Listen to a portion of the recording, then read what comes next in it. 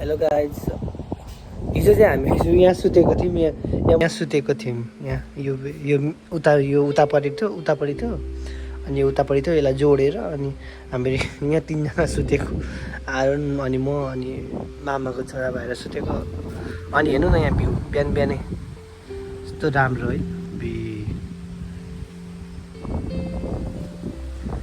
बिहान उठ्ने बित्तिकै यस्तो कस्तो हावा यति आयो राति जाडो भएर म कस्तो भएको थियो।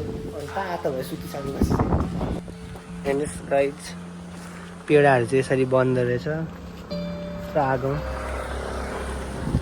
होइन यस्तो स्ट्रगल गरेर जानुपर्ने छ। नुहाउनु जान आँटेको अहिले चाहिँ हामीहरू। उही यस्तो डर लाग्दो। बिस्तारो बिस्तारो भाइ पख त भाइ चप्पल देखाइदिनु चप्पल हेर्नु न यहाँ देख्नुभयो यसरी गएको छ।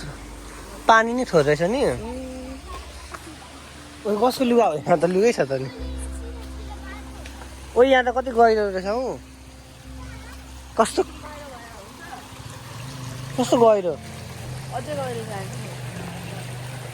यो पानी सफा छ पानी। किन अस्ति फोर्थ्यो? कस्तो फोर्थ्यो देखिनै सकिँदैन थियो। भोलि यहाँ अलिकति सफा छ। नुहाउनुलाई कहाँ जानु पर्यो? माथि झर्ना छ क्या?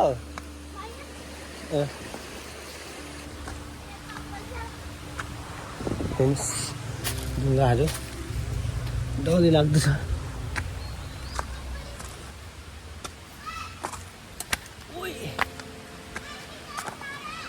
हजुर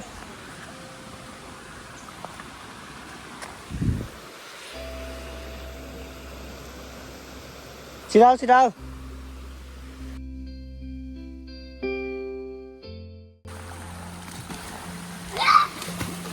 गहिरो छ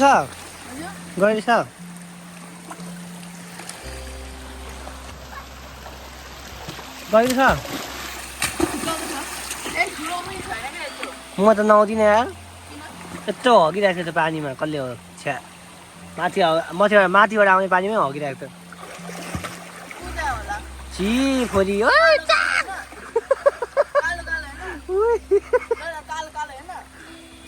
चाक देखियो। ओए छि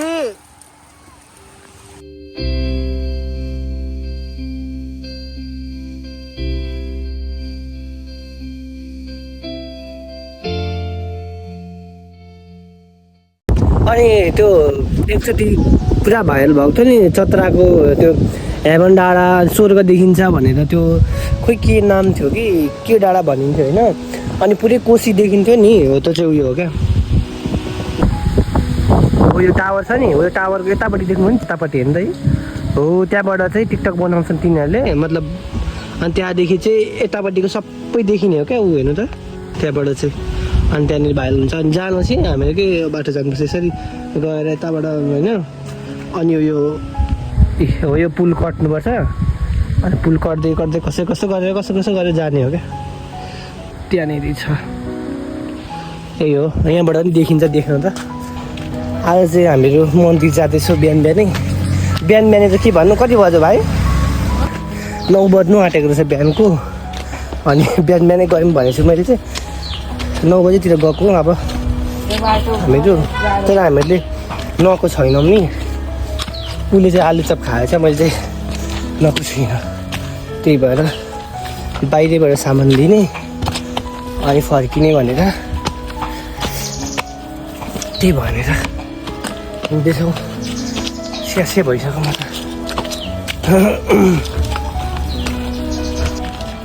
होटलदेखि मामालादेखि होटलदेखि मामाला गरेर होला कि भाइ? बाइकको चिसोले घाँटी कस्तो पक्रिएको हिजो राति। बिहान त यस्तो गाह्रो भएको थियो भने नि। अहिले बल्ल अहिले तातो पानीहरू खाएर निको भएको छ। अहिले म तपाईँलाई भ्यू देखाउँछु ल कस्तो राम्रो देखिरहेछ यहाँबाट।